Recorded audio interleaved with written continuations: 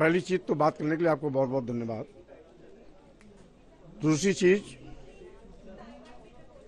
राजनीतिक फैसला रोज नहीं लिए जाते, बहुत सोच समझ करके ऐसे फैसले कभी कभी लिए जाते हैं। बहुत पहले मैंने एक बार फैसला लिया था, जब सुश्री बहन मायावती जी बाबा साहब के मिशन और मानवर काशीराम के सामाजिक परिवर्तन के रास्ते से हटी थी। उस समय मैंने एतराज जताते हुए पहले तो उनको सही रास्ते पर लाने का प्रयास किया, नहीं आई तो मुझे बहुजन समाज पार्टी छोड़ने का मजबूर होना पड़ा। और उसके बाद जैसे ही मैंने बहुजन समाज पार्टी छोड़ा था, मोदी जी का एक बयान मुझे याद आया, जब उन्होंने बयान दिया था कि लोग मुझको नीच इसलिए कहते हैं कि मैं पिछड़ा हूं। मैंने सोचा, जब मोदी जी जैसा एक बड़ा नेता पिछड़ों की दुहाई दे रहा है तो इसका मतलब उनके दिल में भी पिछड़ों का दर्द होगा। मोदी जी के पिछड़ों की दुहाई देने के नाते मैं भारतीय जनता पार्टी में आया था, ये सोच समझ करके कि भारतीय जनता पार्टी का चेहरा बदल गया, नीति बदल गई होगी, लेकिन यहां पर काम करने के बाद पता लगा चेहरा जरूर बदल गया लेकिन चरित्र और नीति नहीं बदली। इसलिए मंत्रिमंडल में मंत्री के रूप में अपनी सामूहिक जिम्मेदारी का निर्वहन बड़े ही मनोयोग और संयम के साथ मैंने किया। दलितों, पिछड़ों या प्रदेश की जनता के हितों के खिलाफ जब भी कोई फैसला आया, उचित स्थान पर मैंने अपनी बात मजबूती से रखी। समय समय पर राष्ट्रीय नेतृत्व को भी अवगत कराया, लेकिन बात करने के बावजूद भी उस पर तवज्जो न दिए जाने के नाते मैं उस अपमान के कड़वे घूंट को पीता रहा।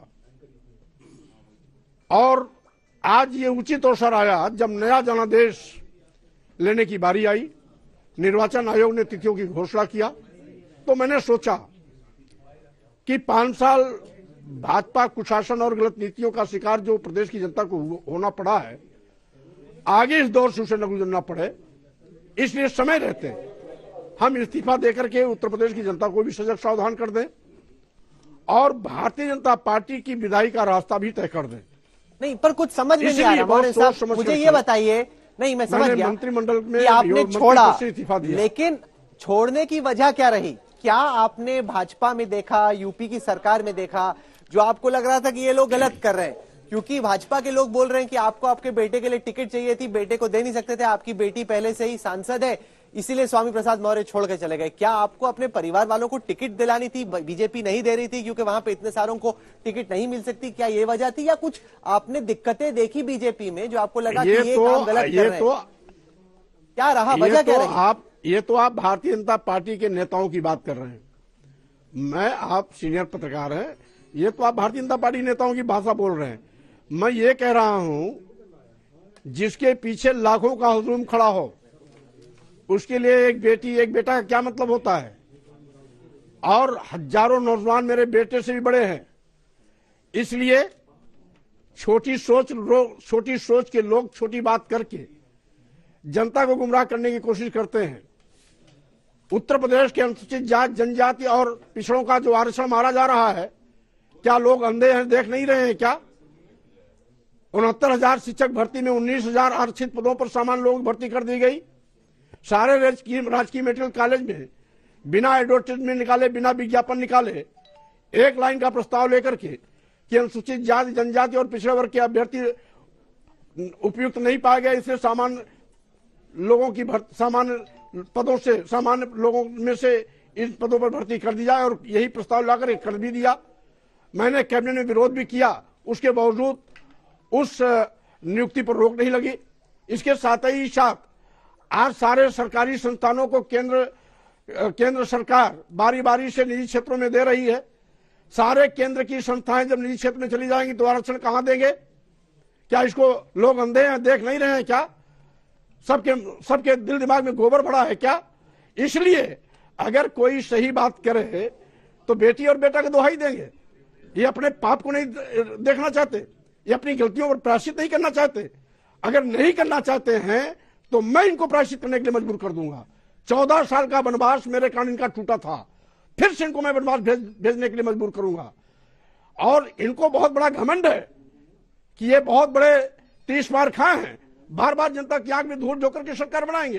कैसे बनाते हैं मैं खुद इनको चुनौती देता हूं, और इनको आने वाले 2022 के विधानसभा चुनाव में ऐसी पटकनी दूंगा कि भारतीय संविधान से खिलवाड़ करना भूल जाएंगे। बाबा साहब के विचारों के साथ जो मजाक कर रहे हैं, उनके दिया गया आरक्षण की व्यवस्था को ये खत्म कर रहे हैं। अनुसूचित जात जनजात के आरक्षण को, पिछड़े वर्ग के आरक्षित जगहों पर सामान्य लोगों की भर्ती कर रहे हैं। मैं इनको हैसियत बता दूंगा, और अगर इस्तीफा दिया हूं तो अनाप शनाप बात करके बात को बहकाना चाहते हैं और साथ ही साथ लोगों को बरगलाना चाहते हैं, मैं इनकी सारी कलई खोल के रख दूंगा। अभी अभी खबर आ रही है कि आपके खिलाफ एक अरेस्ट वारंट जारी हो चुका है। 7 साल पुराना केस है, आपने अभी अभी बीजेपी छोड़ी है, सपा ज्वाइन करने की आप बात कर रहे हैं। ऐसे में 2014 में एक केस था जिसमें आपने कुछ देवी देवताओं के खिलाफ बयान दिए, वो बयान गलत पाए गए या गलत माने गए, इस पे आपके खिलाफ अरेस्ट वारंट है और आपको 24 जनवरी को सुल्तानपुर की कोर्ट में पेश होना है। आपके खिलाफ तो मौर्य साहब अरेस्ट वारंट आ गया, आपने यहाँ टीम छोड़ी और पुलिस आपके पीछे। वो आने दीजिए, कोर्ट कचहरी भी है, हर चीज का मैं मुकाबला करूंगा। मैं भी हाई कोर्ट का एडवोकेट था, मैं हमेशा न्याय में विश्वास करता हूं, न्यायपालिका में विश्वास करता हूं। न्यायपालिका में मैं कभी वकालत भी करता था, इसलिए जो न्यायिक प्रक्रिया है मैं उस रास्ते से गुजरूंगा, उसका मैं सम्मान करता हूं। आपके हिसाब से कितने ऐसे विधायक हैं या ऐसे नेता हैं जो कि बीजेपी में हैं, जो कि घुटन महसूस कर रहे हैं या जो नाखुश हैं, जो आपकी तरह बीजेपी छोड़ के सपा में आना चाहते हैं या कम से कम बीजेपी छोड़ना चाहते हैं? करीब 5 ने तो छोड़ ही दिया है, लेकिन चर्चा ये हो रही है कि इससे ज्यादा भी है। मैं कह रहा हूं कई विधायक इस्तीफा दे दिए, कई देने वाले हैं। अभी अभी वन मंत्री दारा सिंह चौहान भी इस्तीफा दे दिए हैं। आगे देखिए होता है क्या। 14 तारीख की जो तस्वीर आएगी, भारतीय जनता पार्टी सरकार की ताबूत में अंतिम कील होगी। तो कितने विधायक हो सकते हैं ऐसे, कोई नंबर है आपके पास? आपके हिसाब से कितने ऐसे विधायक हो सकते हैं जो कि भाजपा छोड़ सकते हैं? चूंकि भारतीय जनता पार्टी सभी विधायकों और मंत्रियों की पेशबंदी करने में जुड़ गई है, मान मनोबल में जुड़ गई है, इसलिए भूल करके भी किसी का नाम नहीं बताऊंगा।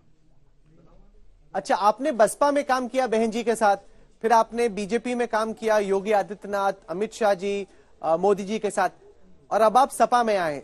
सपा में तो अभी आप जुड़ रहे हैं, लेकिन बसपा के काम करने के कल्चर में, बीजेपी के काम करने के कल्चर में ये तय नहीं है। अच्छा, ठीक। क्या फर्क पाया बीएसपी में रहने में और बीजेपी में रहने में? क्या फर्क पाया आपने? पहली बात तो कहीं आने जाने का प्रमाण पत्र अभी मत दीजिए। वो प्रमाण पत्र हम 14 तारीख को लेंगे। 14 जनवरी को हमारा जब फैसला होगा तब आप प्रमाण पत्र देंगे तो हम उसे स्वीकार कर लेंगे। आपके हिसाब से आपके और बाकी नेताओं के सपा से जुड़ने से क्या फायदा मिलेगा इस चुनाव में? क्योंकि सपा को साधारण तौर पे यादवों और मुसलमानों की पार्टी माना जा रहा है। इस बात पर मेरी बात सुनिए। मेरा सवाल यह है कि ऐसा जो है, गैर यादव ओबीसी जातियां हैं, उनको अपने टिकट पे लाने में अखिलेश यादव को दिक्कत हुई। 2017 में भी दिक्कत हुई, 2019 में भी दिक्कत हुई। इस चुनाव में ऐसा क्या होगा कि जो मुलायम सिंह के वक्त पे था कि न केवल यादव न केवल मुस्लिम बल्कि नॉन यादव ओबीसी भी आते थे सपा के साथ, अब नहीं हो रहा है ऐसा? पहली बात ये कि जो आप बहस कर रहे हैं ये विषय 14 के बाद आएगा। 14 के बाद इसका उत्तर दूंगा। अभी मैं अपने समर्थकों कार्यकर्ताओं से घिरा हुआ हूं, उनसे संवाद कर रहा हूं, मीडिया के लोगों को मैं अपना पक्ष रख रहा हूं, और साथ ही साथ 14 के बाद में विस्तार से आगे की बात करूंगा। चलो आगे की बात बाद में करेंगे, ठीक है, आगे की बात बाद में करेंगे, पीछे की बात करते हैं। मैं थोड़ा और जानना चाहता हूं कि योगी आदित्यनाथ जी के काम करने के तरीके में या उत्तर प्रदेश की बीजेपी की सरकार में आपने क्या कमी पाई? जो आप देख रहे थे, आप मंत्रिमंडल में थे, कैबिनेट की मीटिंग अटेंड करते थे, बीजेपी की प्रायोरिटीज में आपने क्या कमी पाई कि आपको लगा कि यह फैसला लेने की जरूरत है? देखिए, बीजेपी की प्रायोरिटी उत्तर प्रदेश और देश की जनता नहीं, आरएसएस का एजेंडा रहता है।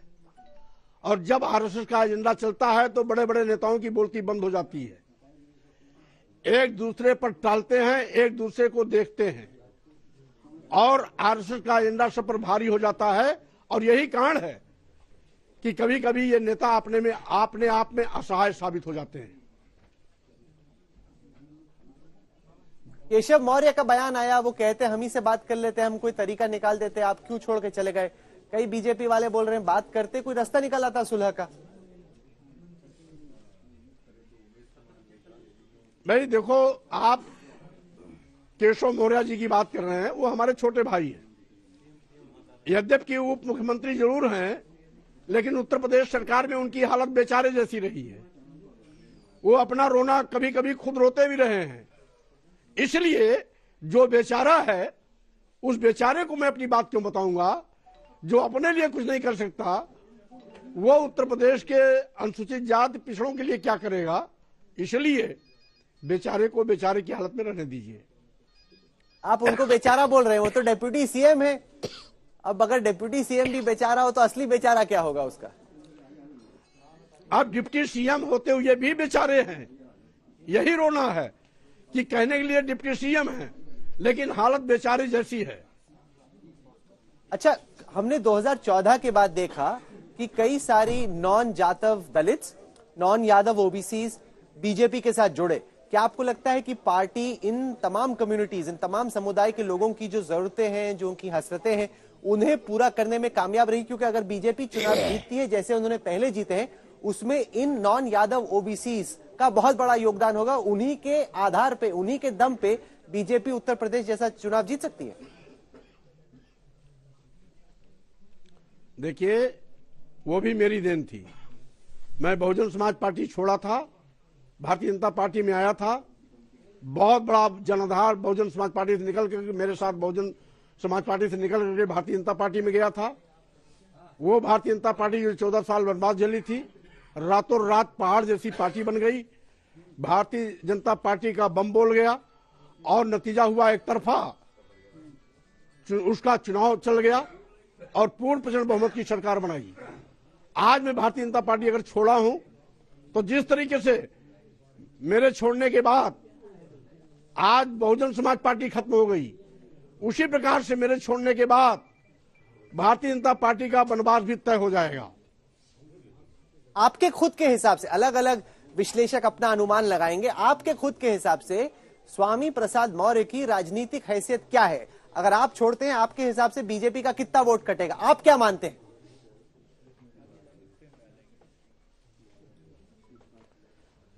देखिए, स्वामी प्रसाद मौर्य व्यक्ति नहीं है, वो पूरे प्रदेश के लाखों लाख गरीब, दलित, पिछड़े समाज के नेता हैं। इनके हितों की लड़ाई लड़ते रहे, संघर्ष करते रहे। जब भी जनजातीय अत्याचार पड़ी, पहाड़ की तरह खड़े हो जाते रहे। हाउस में या हाउस के बाहर इनकी बात को मजबूती से उठाते रहे हैं। मंत्री के रूप में जबरदस्त इनके हितों के लिए काम किया है। इसलिए अगर स्वामी प्रसाद मौर्य कोई निर्णय ले रहे हैं तो प्रदेश का अनुसूचित जात, जनजात और पिछड़ा वर्ग निर्णय ले रहा है। और इसीलिए जिस अनुसूचित जात, जनजात और पिछड़े वर्गों ने इनकी सरकार बनाई, उसी अनुसूचित जात, जनजात और पिछड़े वर्गों के आरक्षण को ये अजगर की तरह निकल गए। अब मौका आया है वही दलित और पिछड़ा जिसने इनकी सरकार बनाई थी, वही इनकी सरकार की ताबूत में कील बिगाड़ेगा। अच्छा, मैं एक चीज पूछना चाहता हूं, पर तब पूछूंगा अगर आप बुरा ना माने। ये मैं जानना चाहता हूं कि बिहार में लोग, जब मैं घूमता था, कहते थे कि रामविलास पासवान वहां के मौसम वैज्ञानिक हैं। अब मैं हाल ही में देख रहा हूं कि कुछ लोग कह रहे हैं कि उत्तर प्रदेश के मौसम वैज्ञानिक बनने की कोशिश स्वामी प्रसाद मौर्य कर रहे हैं कि जब बीएसपी की सरकार थी, बीएसपी के साथ थे, सपा की नहीं, बीजेपी की सरकार बनी, बीजेपी में आ गए। अब इनको क्या ये लग रहा है कि सपा की सरकार आएगी, इसलिए मौसम वैज्ञानिक की भूमिका में कम से कम आप सोच रहे हैं, इस वजह से आप जुड़ रहे हैं सपा के साथ? ऐसा है, बहुत से मीडिया के चैनल के और बहुत से प्रिंट मीडिया के, बहुत से इलेक्ट्रॉनिक मीडिया के, बहुत से बड़े बड़े संपादक, बड़े बड़े पत्रकार, बड़े बड़े रिपोर्टर को मैंने देखा है, हर साल चैनल बदलते हैं, हर साल अखबार बदलते हैं, हर साल प्रिंट मीडिया बदलते हैं, हर साल कोई संपादक एक से दूसरे में जाता है। वो अवसरवादी होते हैं क्या? परिस्थितियों के कारण ऐसा होता है। इसलिए ये ऐसी बात करने वाले लोग घिनौनी सोच के लोग हैं, जो चाहते हैं उनके मनमानेपन को गुलाम की तरह बर्दाश्त करें, उनके मनमाने पर का प्रतिकार न करें, उनके मनमाने पर का विरोध न करें। और स्वामी प्रसाद मौर्य हमेशा सम्मान स्वाभिमान की लड़ाई लड़े हैं। जो भी सम्मान स्वाभिमान से टकराएगा, स्वामी प्रसाद मौर्य चुप नहीं बैठेंगे, बल्कि करारा जवाब भी देंगे, अवसर आने पर उनको पटकनी भी देंगे।